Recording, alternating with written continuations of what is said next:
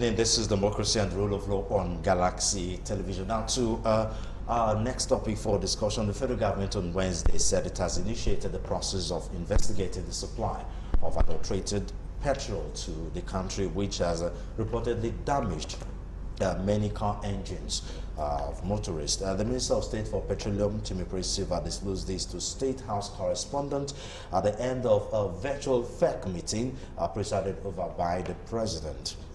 The minister said the president was briefed on the matter and that the aim is to get to the bottom of the matter. The minister assured the government that government will consider compensating those who may have been adversely affected by the bad fuel. Joining us to talk to us about that is engineer Martin Onovo. It is good to see you. Thank you very much. So usually on this show we talk to legal practitioners and lawmakers and all that, but of course because this topic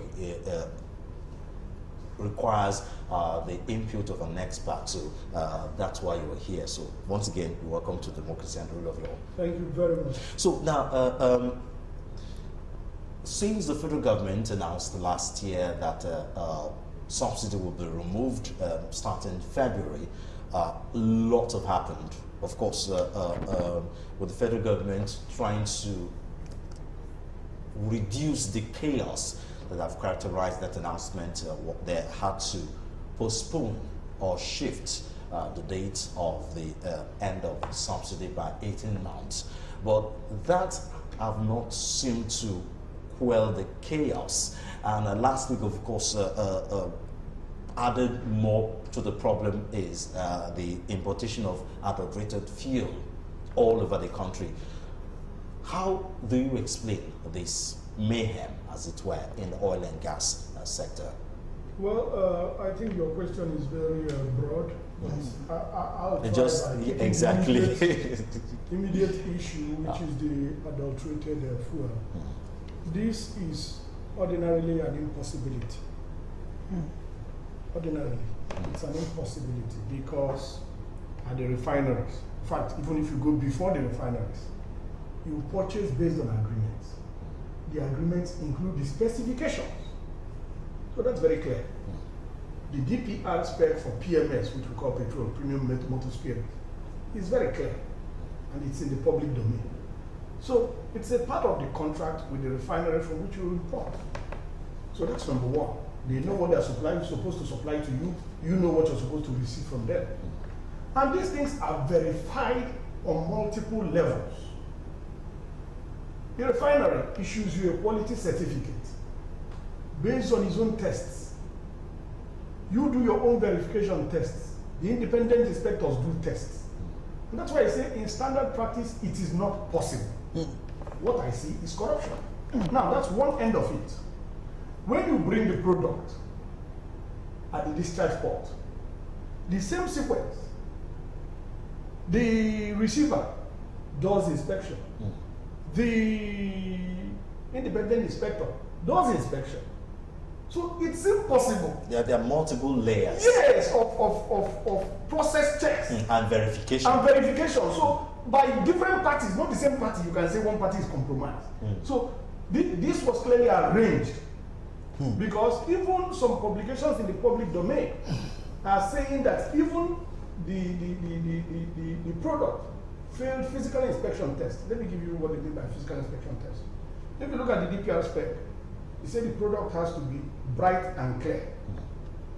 Some of the reports say the product was hazy. So even physical inspection, before you start doing lab analysis. Now, another publication in the public domain says the field density test. These are basic tests before you start going to the level of quality certification, which is compositional analysis. So this is an impossibility in any ethical regime. So what has happened will be your typical Nigerian arrangement. So how it failed all this? So how did it get to the level of distribution? And now the federal government, they are feigning ignorance. We're going to do investigation. Well, the federal government cannot feign ignorance. I am happy that I listened to the GMD of NMPC myself, so I'm not reading any reports from anybody. I listened to him on TV, and what he said is very shameful.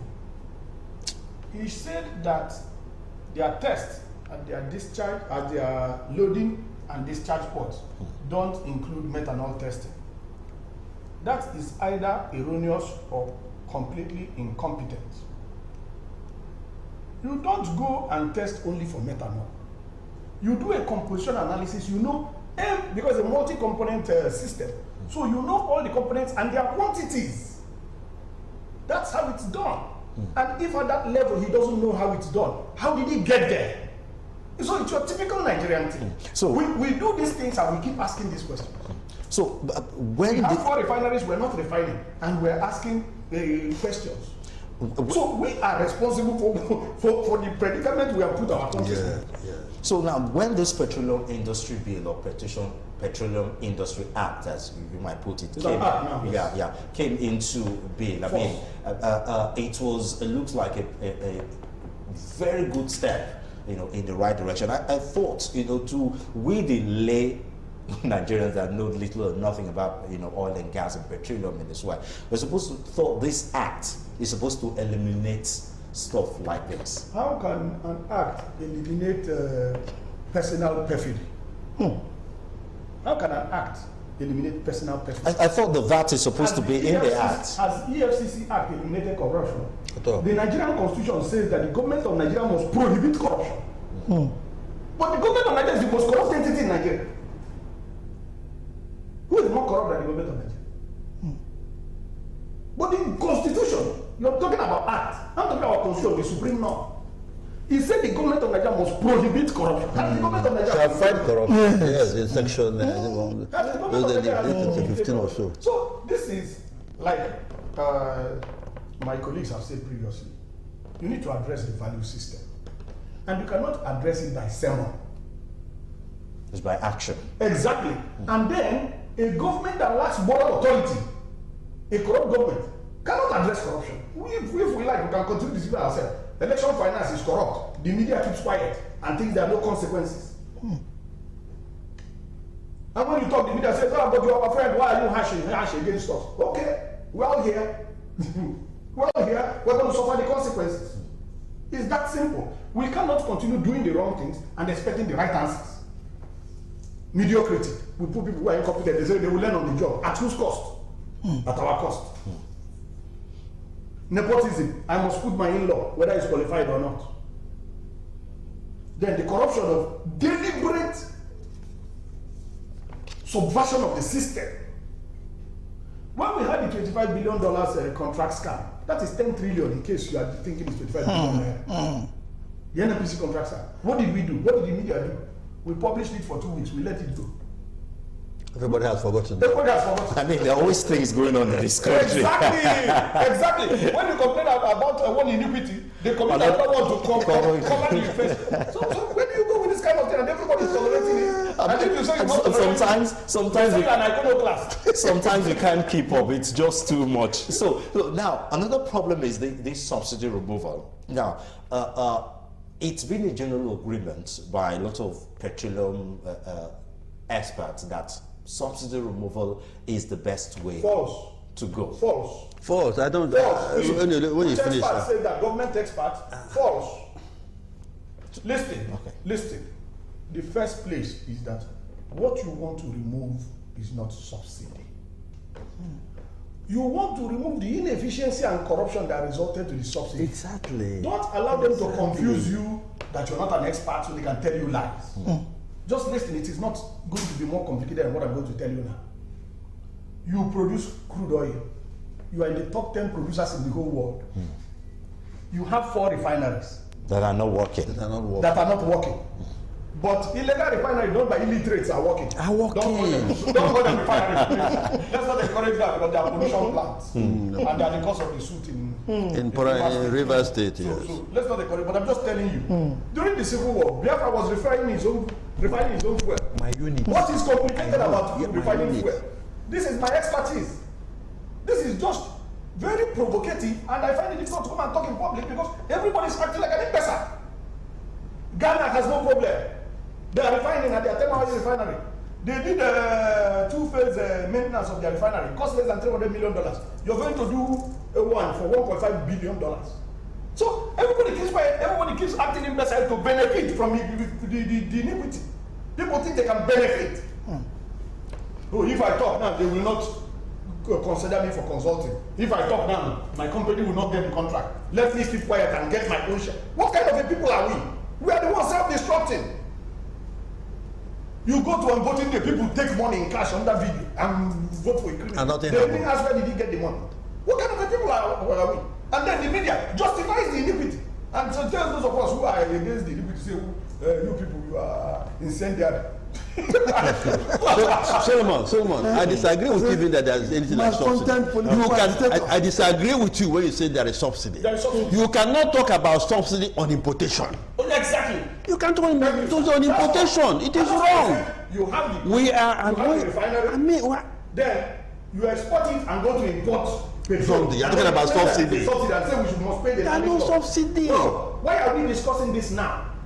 I was a young engineer in 1991 when this country was discussing this. Why are we discussing this today? Because we deliberately continue to pretend and discuss, refusing to find solutions to simple problems. Listen, there are too many ways. Thanks goodness, Dangote refinery is coming up. That's going to help us with maybe 600,000 barrels, maybe 500, maybe 650, depending on which release you read. Now, you awarded 18 licenses almost 10 years ago to modular refineries. None is up and running. Exactly. Because who do they award the contract to? They are in law. And then everybody keeps quiet. There's no due process. There is no pre-qualification. There's no technical evaluation. There's no commercial evaluation. You just give the license, then the guy carries the license and goes. You want refinery? Give me $1 million, you take license. What's all this? How are you going to get anything done like this? And the entire media, editorial board, editors, everyone's keeping quiet for 20 years. What is all this? Somebody says I'm an energy editor. He's sitting there and all this is going on, and then he runs a career, and then he retires. He's had a successful career. What kind of a people are we? I don't understand this. So why are we not asking ourselves? You see, Nigeria, as I used to know before, we are number 6 or number 7 oil producing nation in the world. Why is it that it is only in Nigeria we are importing finished products? Why? We have 4 refineries and none is working. And since 1999 that the country returned to democratic rule, we cannot build a single refinery. America has 50 states. They have 135 refineries spread over 30 states in America. As far back as 2019, that's my research. America has 135 refineries working. I know it's over 100 because I don't remember the exact. No. I'm telling you. I do my research. 135 refineries, all working, spread over 30 states of the 50 states in America.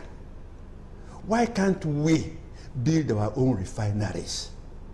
Give jobs to our boys and girls, and enjoy the byproducts of oil refining. And successive governments, people just keep quiet, talk about subsidy. No subsidy. If you want to know, there's no subsidy. Corruption. I will give you the manifesto of the ruling party, signed by their national chairman. They said they will fix the existing refineries and that they will build new ones. It is written, it is signed by their national chairman. And the media kept quiet and they have spent 7 years. And they are coming to ask for votes again. And if successive administration, not just this administration, keep telling us that the only way these refineries will be working is if there is subsidy, and the money for the subsidy is what they'll be using to repair this. I need to answer that. I'm sorry. No, I give it to engineer. Let him do. Let him do. Very significant information on this matter. In 1973, a liter of petrol in this country was 8 kobo. Yes. It was 8 kobo. It was increased to 15 kobo. I filled my car in 1977 with 5 naira as a young police officer. 5 naira. It was increased to 15 kobo. That is how we have been increasing it. Do you know that this same government you're talking about in 2016 said they had removed subsidy and they were saving $15 billion? I don't have time. I would have explained to you what we call the price cyclone of deregulating imported petroleum. You see, it's just like the country is full of illiterates. It is incomprehensible that this kind of things are going to be happening in broad daylight. People have PhD in economics and they are talking like imbeciles. Voodoo economics we have. Voodoo. You are saying remove something. I'm telling you that this price has been increased 20-something times since 1973. It didn't solve the problems. If you go and take the newspaper of 1983 and read the reasons for increasing fuel price, it is the same reason you're giving now. That's true. It has not changed. I have some of the papers. So how can the media continue as the fourth arm of government and the arm that the constitution has given the responsibility to hold the government responsible, refuse to hold the government responsible and be asking us to explain inanities? Reproducing lies. And it is the masses, that will be suffering from all this. Oh, absolutely, absolutely. That is obvious because when you increase the prices of petroleum product, which is the mainstay of the economy, prices will skyrocket. Especially for a country that depends on, there's no power, and it will affect every other aspect of the economy. Everything. So the situation, the condition of the ordinary man in the country will get worse. And it's very painful, very painful. Do you know that the largest refinery in the world is in India? It produces 1.2 million barrels per day. And that country is not those refineries are more than 50 years old. Jamnagar refinery in India. To support you. Yes. South Africa has no crude oil. They import crude oil and they refine. And they refine. Nigeria foolishly. You have crude oil. And you have refine. Four, not one. That you can say maybe. And you can't build new ones. They got burnt. You have four. India. Let's continue like this and continue to blame God for what we have done to ourselves. Do you know at a time too in South Africa, especially during the apartheid regime, when the world clamped all sorts of sanctions against them, they were turning coal into petroleum to run some of their industries. How they did it, the technologies they use, I don't know. But when apartheid was dismantled and then most of the white engineers and thinkers emigrated to Australia and what have you, most of those technologies, blueprint, they took away. They didn't leave them behind. Anyway, the federal government said they will investigate, so let's keep our ears open and see the outcome of the investigation. You saw the outcome of refineries and buildings. You see, a lot has to do with well, I'm choosing to be an optimist, yes, so let's... I've been an optimist for 40 years and I've seen the result of your optimism. a lot has to do because in the law of contract you have frustration. Yeah. This one is self-imposed frustration. So what are they investigating? The shame of a nation. Shame of a nation. Just to portray what I was saying, I was asking a Chinese friend of mine that sometimes our people will complain that the products they bring here are not inferior. They are not like the one they would take to US or Germany or Britain, for example. I said, look, it is the specification that your people gave us. That's it. That we produce for you. If they give us the specification that we take to US and all that, the capacities are there to do it. Well, as I said before, let's believe the federal government and see the investigation that will come out of this importation of adulterated fuel. I just have to keep believing. It's not right to believe. It's my right to choose not to believe. If I decide time, we stop believing. Thank you very much, Engineer Martin Zonomo, for your time and your expertise, and of course the legal practitioners in the studio, Tunde Kolawole and Sebastian Ozana. Thank you so much for your time. Thank you for tuning into Galaxy Television, watching the program Democracy and the Rule of Law. Keep a date with us next week, Sunday, 1 to 2 on the same station. I'm Solomon Offen. Good afternoon.